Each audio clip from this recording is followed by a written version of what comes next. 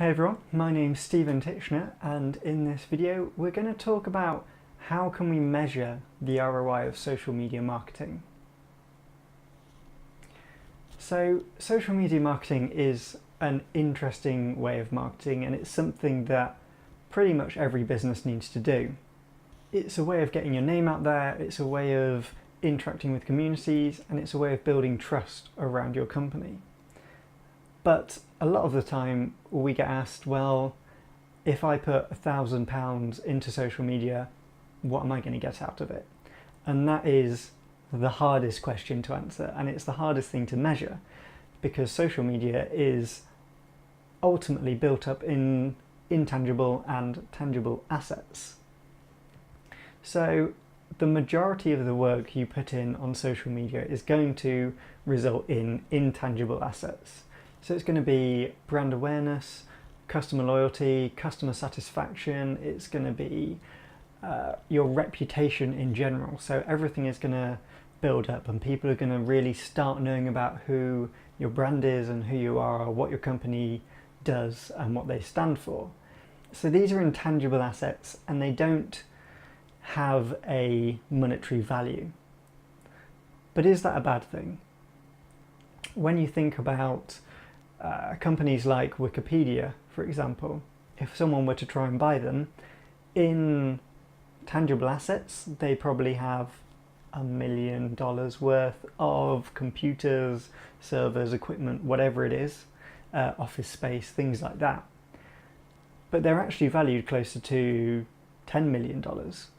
And that's because a lot of their worth is built on their brand. It's not directly monetary. It's just saying that people know Wikipedia, people will go to Wikipedia, and people will use it. So that is what you're building from your social media marketing. You're really building up this sense of reputation. It can, though, come with some tangible assets, which I mentioned in the beginning, which could be direct customer sales. Now, this is something you don't get as often through social media, unless you're doing advertising, which then you can measure exactly how many sales you're getting from your adverts. But if you're just doing your organic posts and community management on social media, you generally won't get many sales. But you do get a few. That's another way you can measure your ROI. One interesting way that you can really bring your ROI into your social media is validation. So, for instance, if you're thinking of doing a new product or a new service and you've got a good reputation on social media, you can ask your followers what they think of things, or if there's a particular problem they're facing at the moment, and you can build your products and services around that. So you might decide that people want a new laptop that's only 1 millimeter thick for some reason. And so you can float this idea on your channels, and you might get the majority of people reacting poorly to it and going, what's the point? I would want more power over it being lighter and thinner. And so you've already validated there's no point even trying to produce that item because no one's going to buy it. So that is another way you can bring ROI. You can save time and money in idea generation through this.